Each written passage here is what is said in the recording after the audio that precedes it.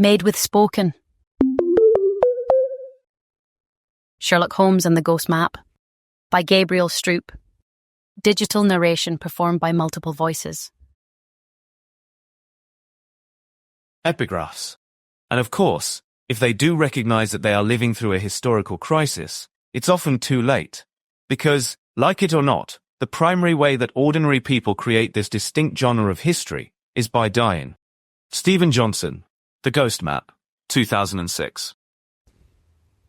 There is a good deal of evidence to show that plague, typhoid fever, and yellow fever are propagated in the same way as cholera. There is sufficient evidence also.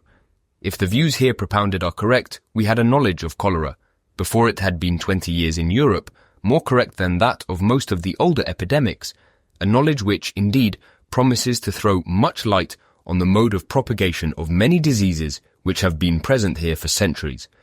Dr. John Snow, On the Mode of Communication of Cholera, 1856. Prologue. A Literary Convergence.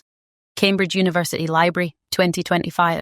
Rain tapped against the skylights above the manuscript room of Cambridge University Library, a steady, reliable rhythm. Ellen Mackenzie only noticed it because it reminded her of case notes like symptoms recurring at predictable intervals. She adjusted her glasses and leaned closer to the folder in front of her, thin and unassuming, misfiled in a drawer marked Microbiology. She came looking for early copies of The Coming of the Fairies, hoping to trace the moment when Arthur Conan Doyle's authority as a man of scientific deduction finally yielded to floaty spiritualism. Instead, she found this manuscript. The title page read, The Devil in the Microscope, as related by Dr. John H. Watson. The handwriting was unmistakable. Doyle's precise, deliberate script, made familiar by drafts she studied since her undergraduate years.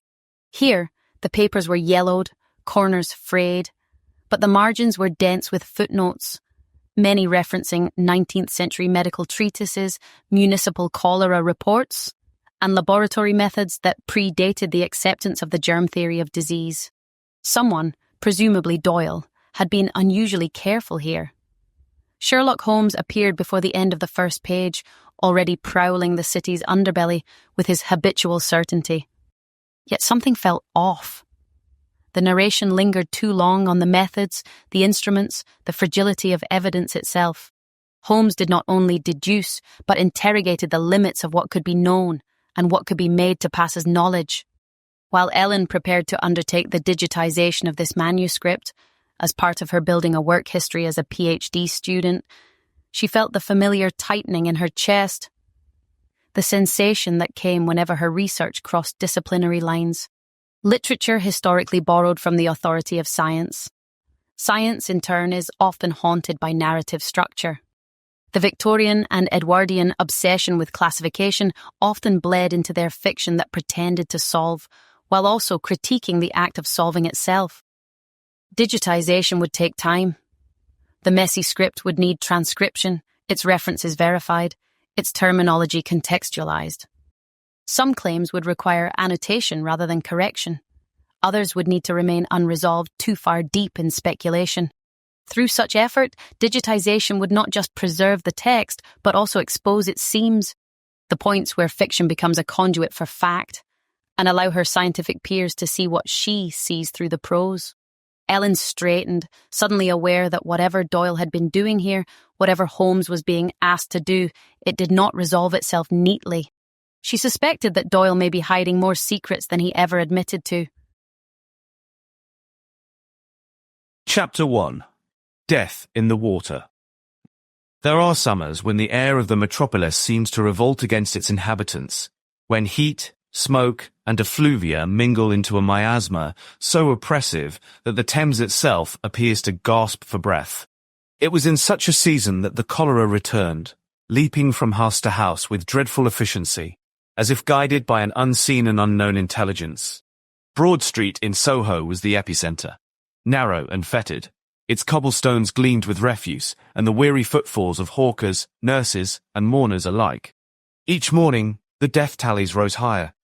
Priests offered prayers and absolution. Physicians offered tinctures and IVs. Nothing availed. The very air was said to kill. And still, The night soilmen made their nightly rounds. Night soilmen referred to workers that collected human waste to remove from urban areas, often to be sold as fertilizer, an occupation that existed since antiquity. It was under these grim conditions that a certain Dr. John Snow sought the assistance of my friend, Mr. Sherlock Holmes. Snow was the sort of man destined for medical greatness, but not without struggle. His countenance, though calm, bore the fatigue of one who had spent too long in the company of the Don. When he first crossed the pavement into Baker Street, he carried not the look of a tired supplicant, but of a man at war with an establishment. Under one arm he bore a roll of maps. In his palm was a small glass vial containing what he grimly called proof. He knocked only twice. I stood by as Holmes opened the door. Mr. Holmes. Snow began, his voice low but unwavering. The cause of this choleric pestilence is not in the air but in the water, and I believe I can prove it. Holmes regarded him keenly, then motioned him inside. Doctor, you are aware that to contradict the entire medical establishment is a hazardous pastime. The truth often is. Snow replied. He stepped through the doorway with purpose. But I have exhausted every avenue of persuasion. I now appeal to cold deduction, yours especially. Holmes's lips curved faintly. My interest is piqued. Proceed. Snow unfurled his maps across the living room table, long sheets marked with small black crosses. Each cross, he explained, denoted a death by cholera in the parish of St. James, Westminster. The clustering around Broad Street was overwhelming. Holmes bent low over the chart, eyes glossing with that feverish delight he only reserved for seeing hidden patterns behind chaos. Remarkable, he murmured. You have mapped a pattern of contagion. Not contagion. Snow corrected. Contamination. Holmes's smile deepened. Snow next withdrew a dusty volume from his satchel. Thomas Shapter's History of the Cholera in Exeter. He laid it reverently before Holmes, who flipped it open to a delicately engraved map. Note, Watson, Holmes said to me, tapping the page, how Shapter traced his cases to a single pump. So there is precedence here. Snow nodded wearily. Yet the Board of Health calls it anecdote. They dismiss my findings as coincidence, even when I hold the very agent of this disease in my hands. He unfurled his palm, around the vial full of clear water. Holmes regarded it with interest. And you would have us test your hypothesis? I need more information on where people are getting their water, both in their water closets and their stomachs. If you would assist in collecting water samples and in asking residents where they draw their drink, you might help prove what London refuses to see. I couldn't help but flash a frown at this. I asked in Holmes's direction. You would have us act as errand boys for a physician of unorthodox reputation. Holmes glanced at me. The truth, my dear Watson, has never been orthodox. He turned to Snow again. Tell me, Doctor, if the disease is waterborne, how do you account for its peculiar violence? The vomiting, the pallor, the collapse within hours. Snow hesitated, then spoke with clinical precision. I have examined the excretions of the victims. Their stools are thin and colourless, like rice water. It is as though the very fluid of the body has been drawn out and replaced by the impurity they swallowed. I felt a chill, despite the heat. You suggest, I asked slowly, that the body expels the water that threatens to kill it. Snow met my gaze. Exactly, Doctor. Once you have seen it, you can never again believe the air to be guilty. A silence settled, heavy and aware. Then Holmes asked briskly, And if residents are unsure of their water providers? Snow set down his vial of clear water and revealed another, this one filled with cloudy water. He showed us the labels on the vials, which were marked with addresses and company names. The authorities have informed me that there are only 2 water piping companies that service South London, Southwark and Vauxhall Waterworks and Lambeth Waterworks. They differ in their salt content, which is what causes the differences in clarity. If a resident lacks knowledge of their providers, simply bring me a sample with their addresses, and I can determine their origin with my own tests. Snow used a simple chemical test to identify a water source company by adding a quantity of silver nitrate to a gallon of the sample water. The resulting reaction produces an amount of silver chloride whose volume, low or high, determined the water company. Then we heard muffled shouts from outside. Poison there! Someone shouted. The doctors have stirred it up again. Holmes's expression sharpened as he glanced towards the window. Superstition and science make uneasy neighbours, He said. He turned back to Snow. Doctor, I shall assist you, though not from conviction, but curiosity. You say the disease travels through water, not air. Correct. But not directly from the filth, taste, or smell. The particles of the cholera itself, too small for the eye, must surely enter through the mouth. Inhalation seems to play no part in it. I recalled Dr. Snow's recent work. Right, your experiments with ether and chloroform. You know how invisible vapours behave. Snow's demeanour shifted in modesty. One might say I've learned to trust what the senses cannot see. Holmes redirected us. And you suspect this cholera contagion hides in what men think is the purest of substances? Precisely. Snow replied. Water carries life and death alike, and London drinks without knowing them apart. At this, Holmes rose, donned his hat, and took up his cane. An elegant hypothesis. Let us see if the city's pipes will confess as freely as its victims. Snow permitted himself the faintest smile. You may find the evidence more persuasive than the victims, Mr. Holmes. I have no allies in this matter. Holmes turned to me. Then it seems we must become his first. I fetched my notebook, though uneasily. Snow handed us a full notebook and newspapers. Keep an eye on the weekly returns. William Farr's cholera statistics are the best numbers we have for now. As we prepared to set out, Snow packed his maps and carefully placed his vials in his pack. From the street below came the rattle of a passing hearse, its coffin stacked deep inside and heavy on top. London, that summer, was a city taking its own pulse and finding no steady beat. Chapter 2.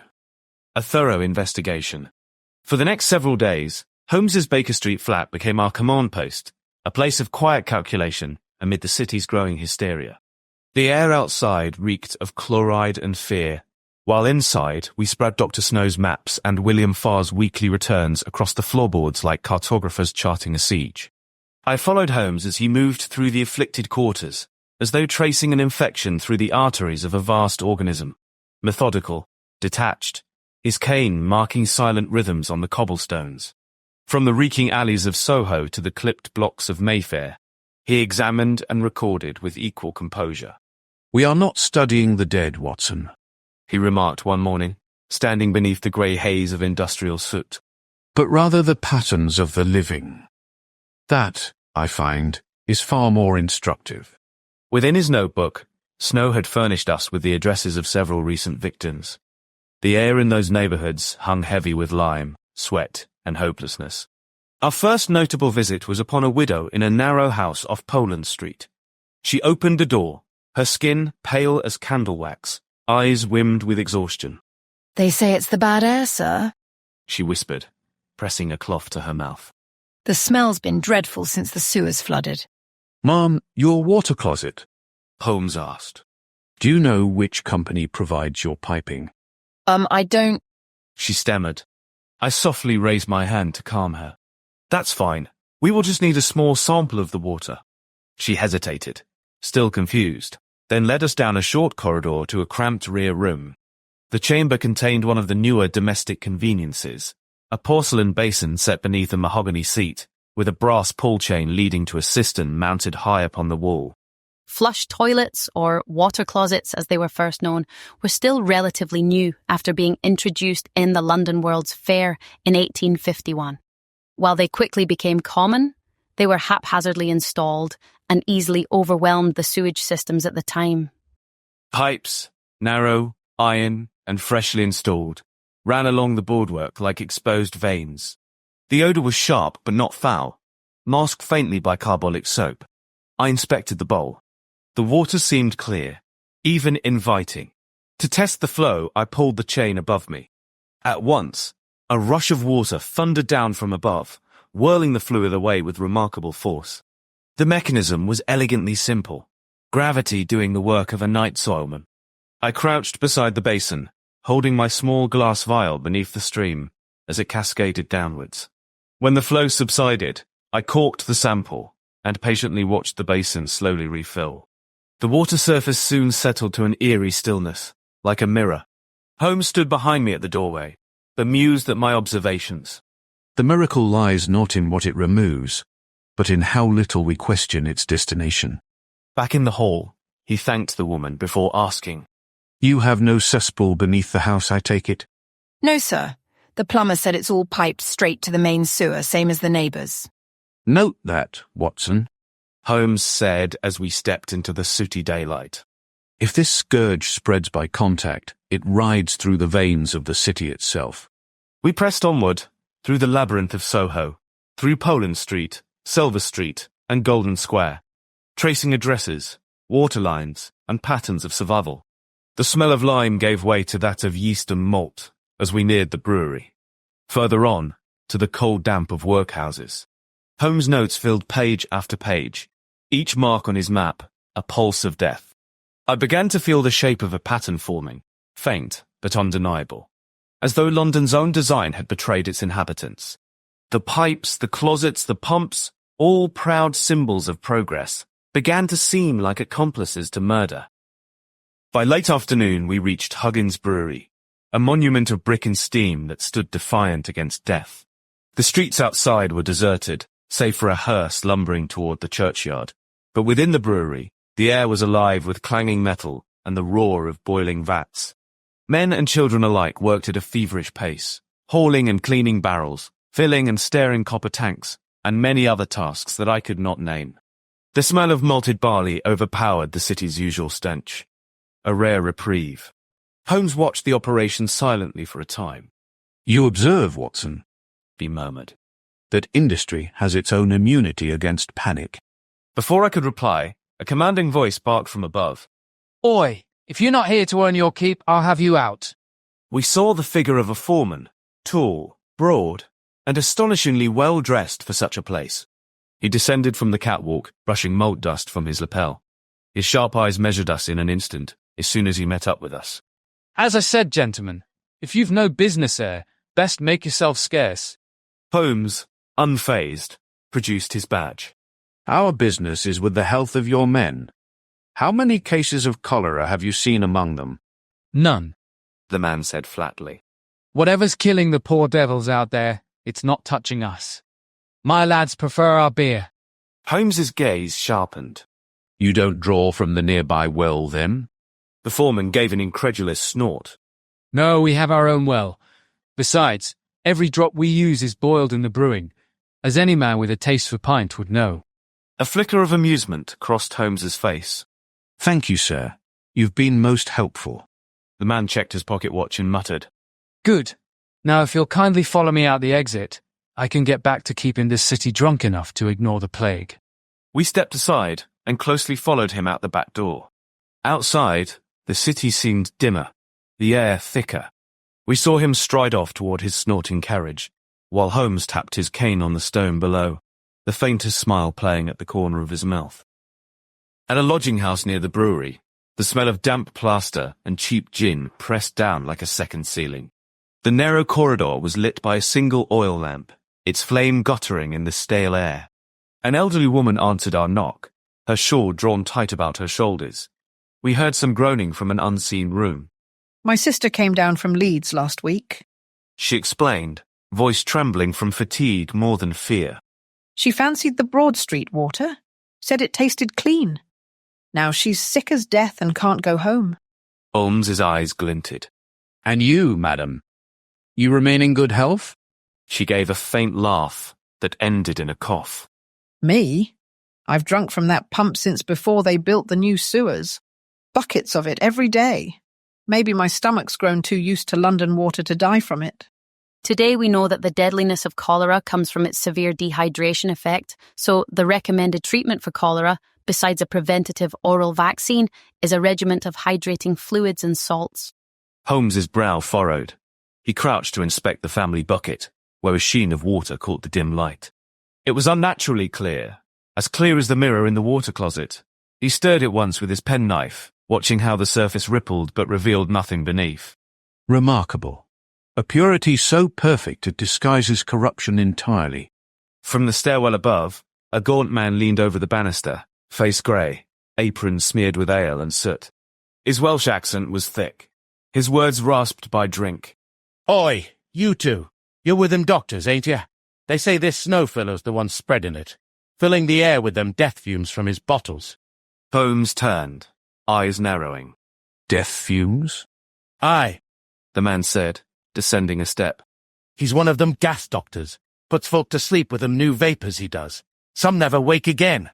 They say he's been testing it in Soho, poisoning us all from the inside out.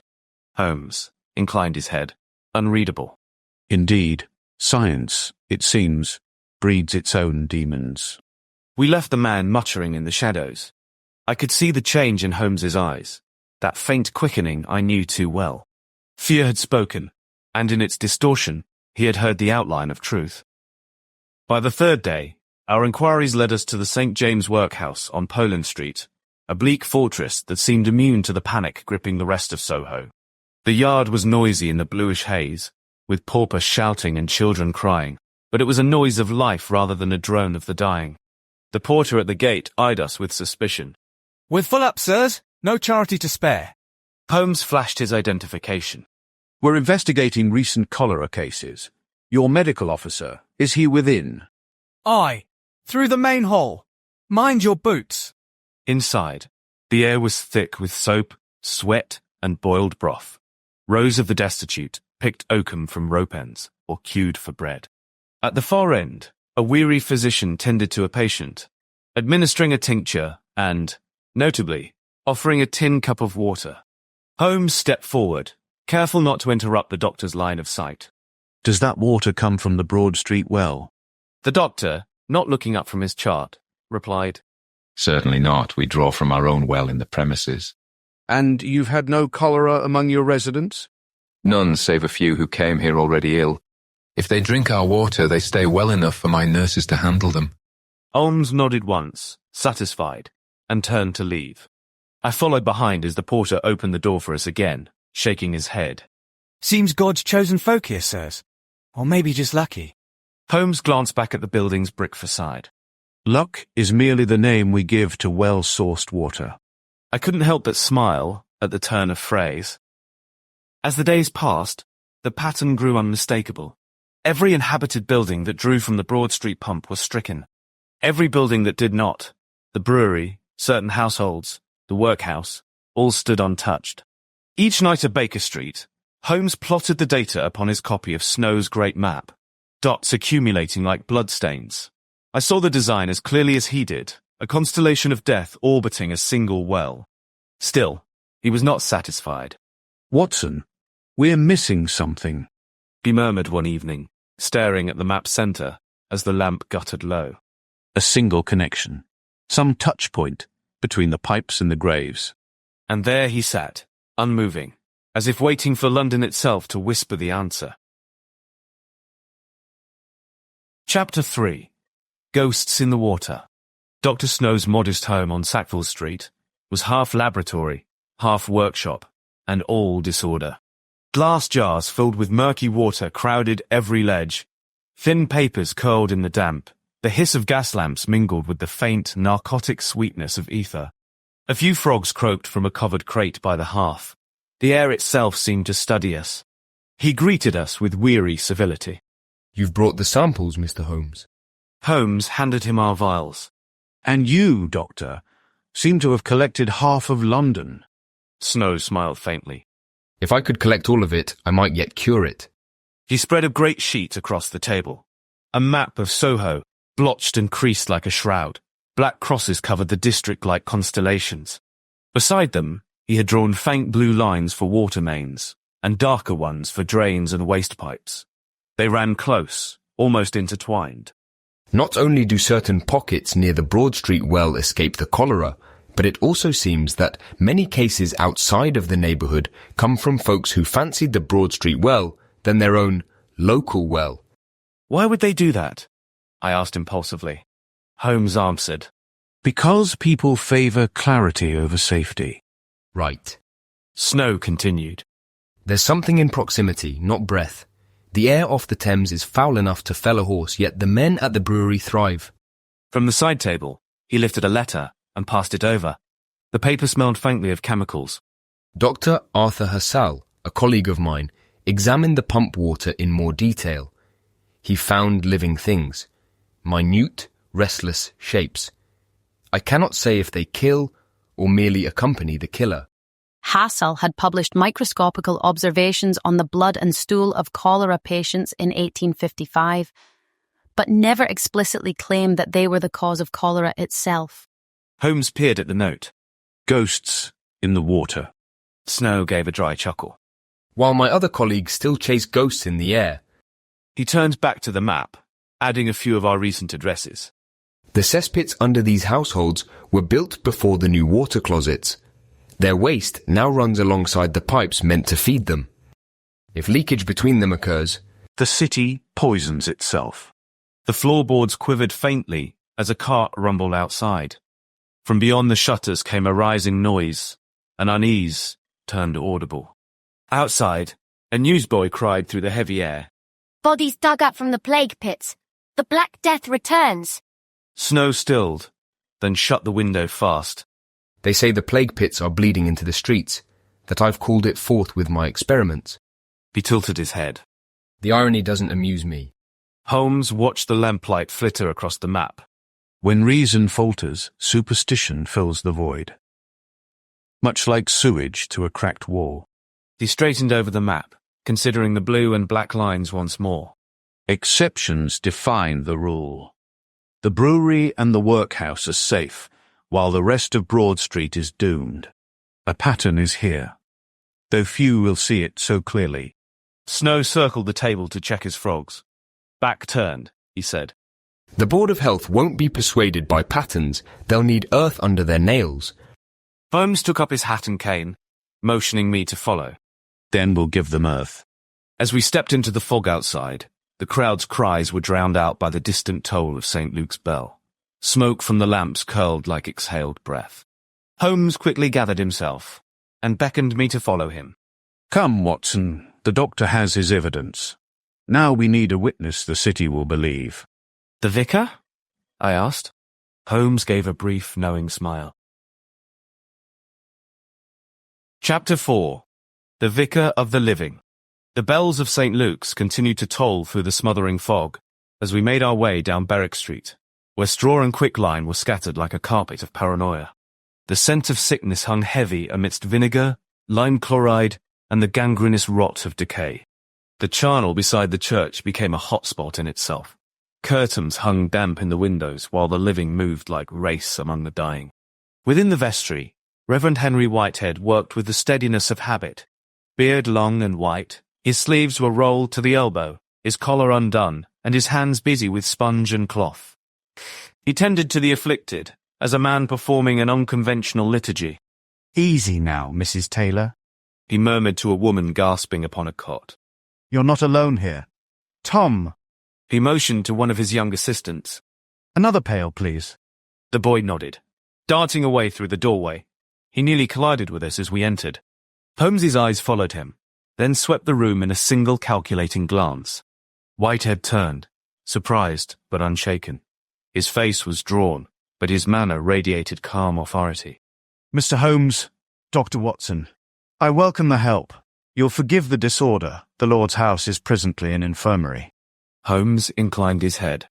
The state of the world rarely respects the sanctity of walls, Reverend. Whitehead managed a weary smile as he bent forward, now tending to a writhing man.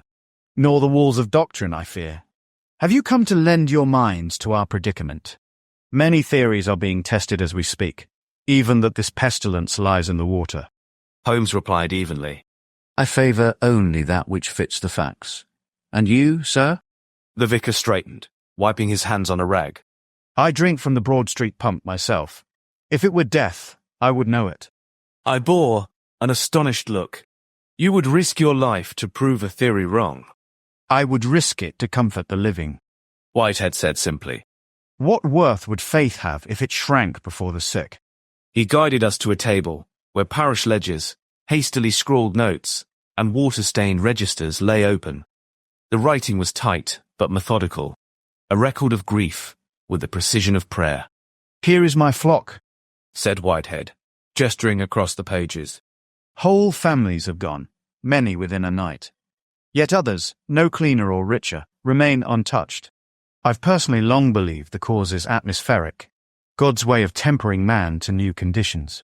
He watched as we flipped to the most recent page, marked with a Mr. Richardson. James Richardson, He clarified. a sober, pious man and a good friend of mine who drew his water only from Broad Street. I struggle to imagine why he should fall while the brewer next door thrives. Holmes's brow furrowed. An arbitrary mercy, Reverend. Does your theology permit such wanton non-discrimination? Whitehead's tone softened. I no longer presume to know the Almighty's design, Mr. Holmes. The plague spares saints and sinners alike. Perhaps it is meant to remind us that we all breathe the same air and bear the same frailty. Holmes was silent for a moment. Then he said quietly, Or perhaps it suggests that the air is innocent. Before Whitehead could answer, the door burst open. 2 men carried in a woman, limp as a rag, her lips the colour of ash. She says her belly's boiling, Father, cried one. boiling like the pit. Whitehead knelt beside her, calling for water and cloth. Tom, hauling a heavy bucket of water, rushed inside. Holmes, meanwhile, had turned his attention downward. The wooden floorboards of the vestry, warped and discoloured, gave off a faint, fetid moisture. He pried one plank loose with the tip of his cane. Beneath, the stench rose in a suffocating wave. A cesspool, He muttered. overflowing through the church ground's own foundations. I recoiled. Good God, Holmes. He nodded grimly. If the same corruption reaches the well, we need no miracle to explain this pestilence.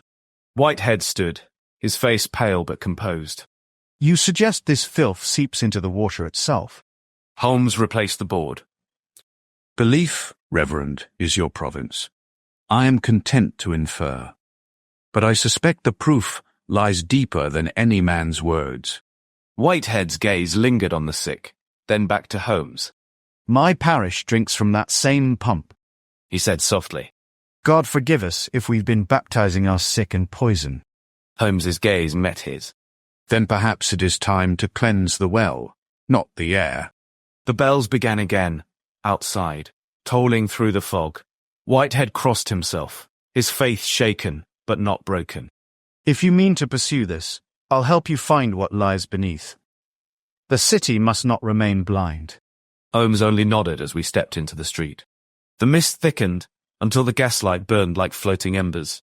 The cries of the sick faded behind us, replaced by the distant rumble of carriage wheels and the toll of another bell. Come, Watson. The Reverend gives comfort to souls. We must comfort reason with more evidence. The city festers beneath itself, while the air only worsens. He picked up his pace as I struggled to follow. If we're to prove the well unclean, we must learn how the healers fight the invisible. There's one woman in London who has made cleanliness her gospel. I followed his hurried footsteps as we made our way to Middlesex Hospital. Behind us, the bells kept tolling, steady as the pulse of a dying heart. Chapter 5. The Nurse of the Night. Middlesex Hospital stood in near darkness when we arrived. The gas lamps turned low to spare the patient's eyes and the budget alike. The rain returned, tapping at the windows like soft fingertips. The air reeked of carbolic acid and chloride, acrid, medicinal, and apparently still powerless. Rows of cots lined the narrow ward, each occupied by a form reduced to its essentials, bone, fever, and the faint rattle of breath. Nurses moved between them like shadows, faces hidden behind linen masks. At their centre, directing with quiet authority, was Miss Florence Nightingale. She stood straight as others worked around her. Her countenance bore more officer than nurse, perhaps a lasting sign of her service in Anatolia. Her face, pale and sharp under the lamplight, held an intensity that could have burned the sickness out by intimidation alone. Keep the beds apart. She said firmly to a young attendant. No 2 heads should breathe the same foul air. Ventilate. Open the upper sashes. When she turned to us, her eyes were quick and appraising. Can I help you, gentlemen? I'm afraid I haven't got much time for niceties. Holmes bowed slightly. Merely observers, Miss Nightingale. We come not to interfere but to understand. She paused to briefly study us, then quickly fell back into step. Holmes opened with, Tell us about the newest cholera victims you're receiving. She gestured toward the ward. Half these poor creatures were drawn from the stews of Soho and St. Giles. Gin shops, gutters, and worse.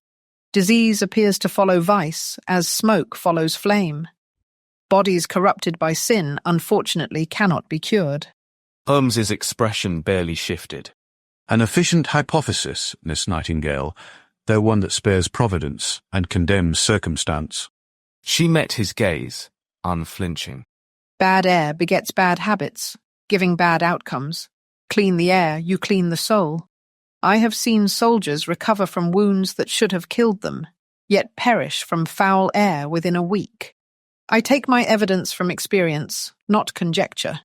I could not help but admire her certainty. Even when surrounded by death, she emanated command, a woman certain that salvation lay in scrubbed floors and hard labour.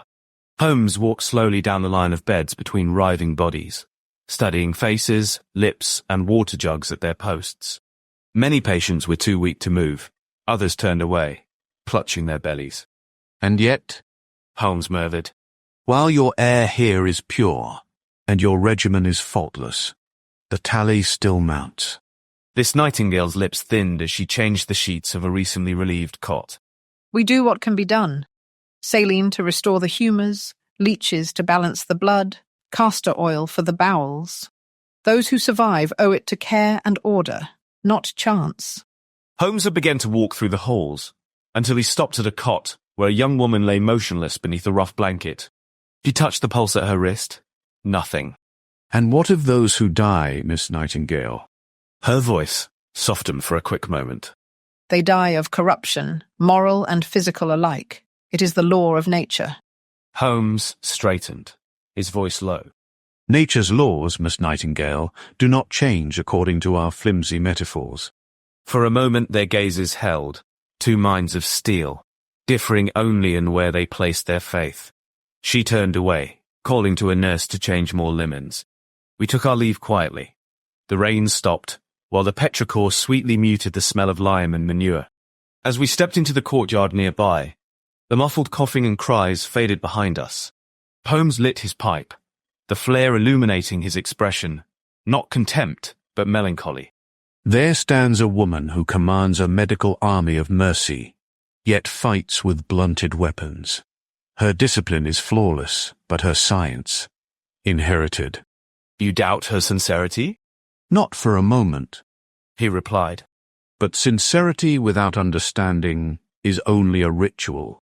She cleans the air when the water kills. This city is rotting from below, and its angels are busy washing the ceiling. He flicked his pipe ash into the gutter, where it mixed in the rainwater. Come, Watson. The nurse tends to the dying, but we must find what murders them. Chapter 6. The Excavation. News reached Baker Street by dawn. The St. James Board of Guardians had finally relented. An official excavation was to take place at the Broad Street pump, the suspected heart of London's current affliction. By noon, the street was nearly impassable. The air was thick with the sour tang of lye and standing water, and the clouds hung low and colourless, pressing down upon the crowd that gathered around the worksite. Vendors, idlers, and the morbidly curious jostled against constables who strained to hold the line. A single pump, so ordinary in appearance, had become an object of public hope, now struggling to keep its promises. Reverend Whitehead directed the proceedings from the edge of the cordoned area, his clerical collar still dulled with soot. Holmes and I joined him just as labourers pried up the cobblestones with long iron bars, their rhythmic clang echoing through the narrow street. I asked the Reverend, "Has the pump been excavated before?" Whitehead's gaze never left the hole forming at his feet. The Board of Health first dug here not too long ago. They found the water pure, or so they claimed. Holmes watched the workers with keen detachment. They looked into the well, but never around it. There lies the true negligence. The first shovelfuls of damp earth released a stench so foul it seemed to cuddle the air, a chemical marriage of rot and lime. The crowd recoiled in unison. The labourers pressed on, their boots sinking into a mire of blackened soil and ash. Bit by bit, the bricks of the old well emerged, their edges eaten away, the mortar between them soft and dark as decay itself. I could see rivulets of seepage glistening in the lamplight, trickling into the chasm that fed the city's most trusted water source. One of the men called up, his voice echoing through the pit. "We've struck a pipe, sir. It runs under the chapel wall." Whitehead leaned forward and called downwards, his face pale. Careful with it, York. That line shouldn't be so near the well. A few minutes later, the cause of our dread revealed itself. A cracked waste pipe, its joints corroded and its contents foul, emptied directly into the well's surrounding earth. A slow ooze of brown water, thick and gelatinous, welled up through the brickwork. Even from above, the odour was unmistakable, human effluent. The crowd groaned, retreating in disgust. Holmes stood motionless, eyes narrowed. "There's your contamination," he said quietly. "A city, poisoned by its own convenience." Voices rose from the crowd. Many carried tones of frustration and paranoia. The Welshman we had encountered before shouted above them. "There's the proof, lads. The doctor's meddling has cast this stench of pestilence upon us." The constable struggled to contain the restlessness, a restlessness charged by the miasma of uncertainty. Whitehead, feeling the people's unease, clasped his gloved hands together as if in prayer. God forgive us. I preached of moral corruption while standing above this. Holmes turned to me, his expression uncharacteristically grave. "Note it all, Watson. Every detail. The depth of the leak, the composition of the soil, the alignment of the waste line to the pump. Snow will need more than discussed." From the pit, the labourman raised a spade and shouted, "We found the junction, sirs. It's been leaking for months, maybe years." Holmes's lips curved faintly. "Well done, York. You've unearthed the true killer." The Reverend wiped his brow. What happens now? Holmes glanced at the now defiled well, its water blackened by what had once been invisible. "Now, we give London its reckoning." He turned, coat flaring in the cold wind as we made our way through the moving bodies. Behind us, constables dispersed the crowd and ordered the labourers to fill and seal the well again. The sounds of tools and footsteps rang through the narrow streets like the awakening of a tune. The evidence was no longer hearsay.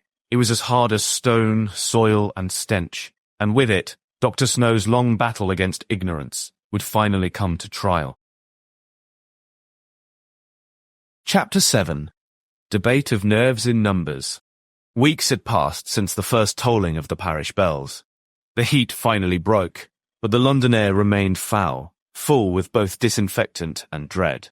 In the offices of the General Register, the plague was constantly tabulated, charted, and distilled into columns, numbers of the dead, numbers of the living, all reduced to dry ink published in daily papers. It was there, under a pall of bleached air and clerical murmur, where Dr. John Snow presented his case before the assembled boards of health and guardians. The latter controlled the health policies of the Broad Street neighbourhood, while the former did so for the entire city. Snow stood pale but resolute at the head of a long oak table, armed with the evidence and arguments of scientists, sleuths and sermonizers alike. Surrounded by his maps and notes, the intricacies of the city's anguish was finally made fully visible in dots and lines. Across from Snow, Sir Benjamin Hall presided as the pomp head of the Board of Health. Beside him sat William Farr, the board's preeminent statistician, who laid out his own diagrams, all elegantly plotted, but deadly in their complacency. Among the audience were well-dressed men, presumably from the Board of Guardians, though I did not know their names. Holmes and I sat at the back, silent witnesses among the stenographers and minor clerks. "Gentlemen," began Snow, his voice thin but steady, "what we are faced with is not a poison in vapour, nor divine caprice. It is matter, material, soluble, traceable. This disease is borne not by the air, but by the water we drink." Farr adjusted his suit buttons. "Dr. Snow, your zeal is admirable, but your evidence is ultimately anecdotal. This cholera follows the low ground, the districts of damp air and decaying refuse. My statistics show a perfect correlation between mortality and elevation." Snow unrolled a second map, showing the Broad Street district. "Elevation, sir, does not choose its victims. These most recent cases correlate closer with the water piping through the area. Reverend Whitehead and I have compiled records from each afflicted household. The deaths cluster not by land height but by piping. He pointed to the dense black bloom at Broad Street's centre. Murmurs rippled through the room. Hall leaned forward, sceptical. Even so, correlation is not cause, Doctor. You mistake coincidence for mechanism. Holmes whispered to me. Funny that Mr. Farr wasn't told this. Snow's hand trembled slightly as he continued. Firstly, I have great familiarity with gases and vapours, having conducted extensive trials with ether and chloroform. The Queen herself gave me her endorsement, as you all well know. Queen Victoria did commission John Snow to use his anaesthetic chemicals to aid in the birth of her children. He cleared his throat. These agents disperse into the air according to density and direction. Were the cholera disease miasmatic in this way, the affliction would not be so selective in its deadliness. Instead, it moves like that of malaria and yellow fever, with similar mechanisms, I believe. Farr smiled thinly. Because it is not mere air, Doctor. The susceptibility of the body depends on internal constitution, on the moral and physical condition of the individual. Snow's eyes hardened. Then how do you explain the night soil men, who wallow in our filth every night, yet remain untouched by this pestilence, while our clerks and mothers perish? Are they more righteous than the dead? The board faltered. Snow pressed on. Secondly, some who lived nearest to the outbreak were spared entirely. The workers at the brewery on Broad Street, for instance, who drank nothing but their own beer, the folks in the nearby workhouse who drew their water from a private source, both have largely escaped the disease, despite their physical closeness to the pump and their apparent social destitution. Sir Benjamin Hall frowned. Perhaps the structure of those buildings prevented the poison's entry. Or, said Snow, his voice rising, perhaps they drank from clean sources. Once again, gentlemen, the cholera cases align with water distribution, not wind, nor soil, nor elevation. The city's own pipes are its veins of death. William Farr suppressed a scoff. Doctor, consider that miasma may rise from the water itself. Snow only shook his head. He laid down his final sheet, trembling. Thirdly, Reverend Whitehead has traced the origin of this current outbreak, helped by Mr. William Farr's own weekly returns. A Mrs. Lewis of 40 Broad Street lost her infant son to this pestilence several days before the other deaths began. The child's soiled nappies were thrown into the cesspool adjoining her home. That cesspool, Reverend Whitehead and I have confirmed, leaks directly into the well that feeds the Broad Street pump. Gasps filled the room. Snow steadied himself on the table. I beg you, sirs, remove the pump handle. If I am wrong, no harm is done. If I am right, lives will be spared. For a moment, no one spoke. Then Benjamin Hall cleared his throat. The boards appreciate your enthusiasm, Doctor, but extraordinary claims require extraordinary evidence. Further investigation will be required before any public alarm is warranted. Snow's shoulders sank. The chairman tapped his gavel. This matter is deferred. Snow's countenance loosened its tension, while bodies moved to adjourn themselves. Watching them, Holmes leaned toward me, voice low. Deferred, the polite term for denial. Snow's maps were left sprawled across the table, the ink still glistening where his hands trembled. I saw in his eyes full, not of defeat, but of exhaustion and spirit. A man dying not of disease, but of disbelief. Outside, Holmes and I helped him into a cab. Its horse snorted in discomfort. Snow's lips were pale, his fingers stained with ink and line. If they would only remove the handle, the deaths would stop within days. Holmes closed the cab door. Then perhaps, Doctor, it must simply be removed, permission or not. The night air stank of coal and panic. As the cab clopped away, the same rumours prowled the streets like rats. They've awakened the plague pits, cried one woman. Doctors are poisoning the poor with vapours, shouted another. The city now acted as an organism, devouring its own nerves. Through the fog, we saw a lantern's glow. Reverend Whitehead waited at the corner of Broad Street, coat drawn tight, his face lit with quiet resolve. The board will act tomorrow, he said as we approached.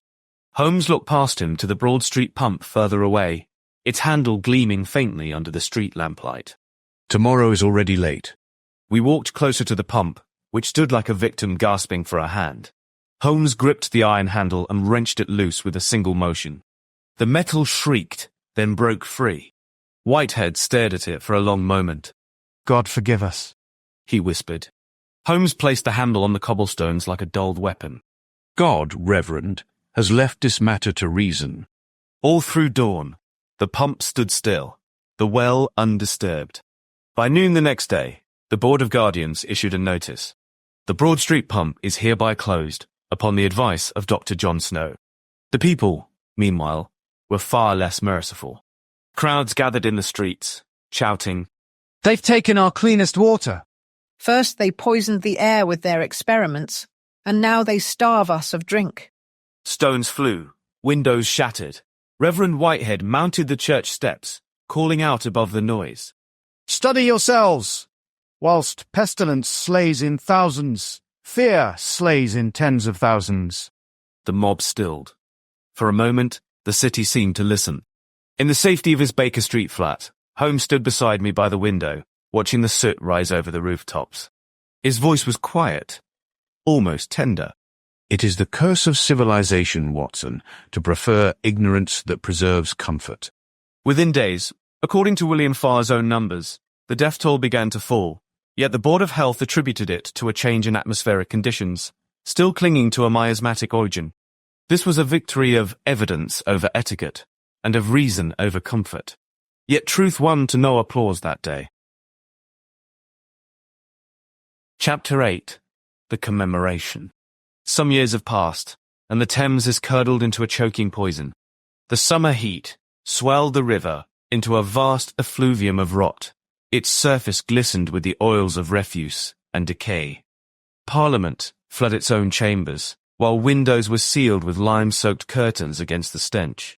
The city that denied Dr. Snow's warnings now gagged upon the truth. We gathered on the green by St. James, overlooking the sluggish brown current. It was not an official memorial. Nothing so decorous could survive the smell. Rather, it was just a small assembly of those who had once listened, or at least remembered. Reverend Whitehead stood nearest to the water's edge, his medium frame bent against the wind, beard somehow whiter with age. Holmes and I arrived late, finding him in quiet conversation with William Farr. He looked older, softer, the zeal of statistics tempered by just a few more years of reflection. The irony is almost merciful. Farr murmured, watching a barge of waste drift past. It took the river itself to make London see the true danger of filth. Whitehead nodded gravely. Belief and truth need not arrive together. One walks ahead, the other limps after. John Snow knew that long before either of us. Holmes folded his arms, his gaze on the city skyline where new sewer projects rose like the ribs of some buried leviathan. A pity. Few men live to see vindication, their ghosts laid to rest. John Snow died by stroke in June 1858. Vindication? Farr repeated, as if testing the word. I suppose it is that. The numbers did speak true once I learned their proper language. He drew a small notebook from his coat, pages stiff from dampness. I've been sketching a concept, a mechanism that might compute epidemics before they bloom. Sir Charles Babbage's engine designs may yet have their use in medicine. Charles Babbage, 1791 to 1871, is known for designing the first mechanical computer known as the difference engine, as well as a general-purpose computer that was never built called the analytical engine. Imagine a calculating engine to predict the spread of disease before it strikes. London could act before the corpses mount. Holmes's eyes flickered toward the river, unreadable. When machines foresee what men refuse to see, ignorance will only grow faster. Farr frowned at his direction. Machines, unlike men, do not tire of calculation. They might one day perceive patterns too subtle for any physician or detective. Holmes turned his head slightly, his tone mild but cutting. And if they see what we cannot, what stops them from hallucination? Farr paused. Who is them, Mr. Holmes? Bung said nothing. The only answer was the lapping of the fetid tide against the stone embankment. Whitehead stepped between them, his hands clasped before him. Gentlemen, perhaps it is enough that we begin to see at all. Truth, machine or mortal, must first find compassion. Else it is no cure at all. The evening light dimmed through the fog, casting long, blurry reflections across the water. The smell was unbearable, but no one moved to leave. It seemed a fitting vigil, London itself paying penance and stench for its unbelief and testing reason. Indeed, at that moment, I felt a vague suggestion that the ghost of Jon Snow was still here somewhere, perhaps insisting his map may prove more important than we all may realize. Holmes began to amble away, motioning me to step beside him as he thought aloud. As we strolled beside the river, I saw a tenseness in his face, a tension in a man troubled despite his victory.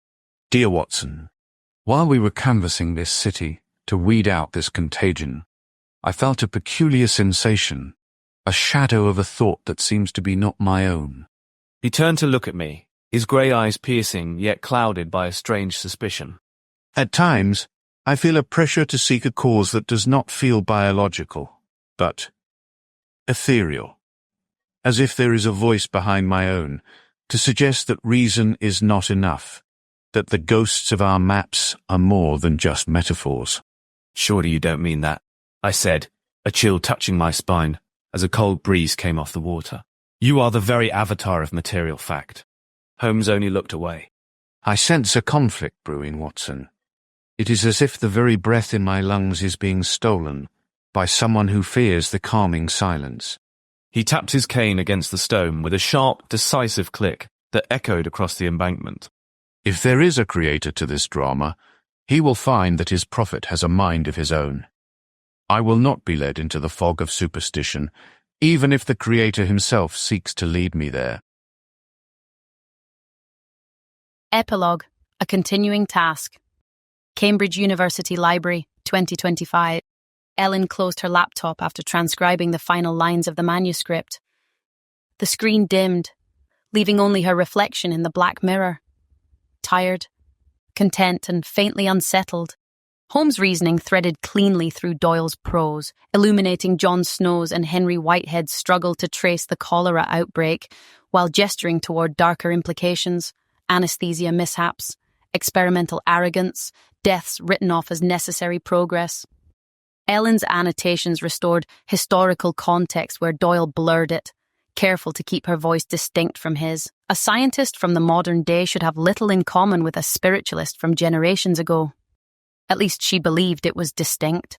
She returned the manuscript to its protective sleeve, imagining Holmes once more navigating London's streets, confident that observation and method could outrun superstition. The story was fiction, obviously, but it told the truth about how certainty was constructed, how error persisted not despite intelligence, but because of it.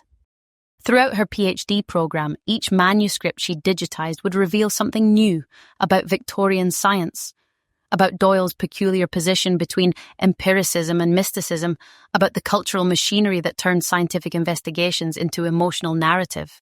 It felt orderly, sensible, manageable. She did not yet notice how often Holmes spoke without Doyle's prompting. She did not yet question why the footnotes felt anticipatory, as though written with a future reader in mind. And she did not yet suspect that the stories were less concerned with being preserved than with being heard. The end. We hope you've enjoyed this production of Sherlock Holmes and the Ghost Map, made with spoken,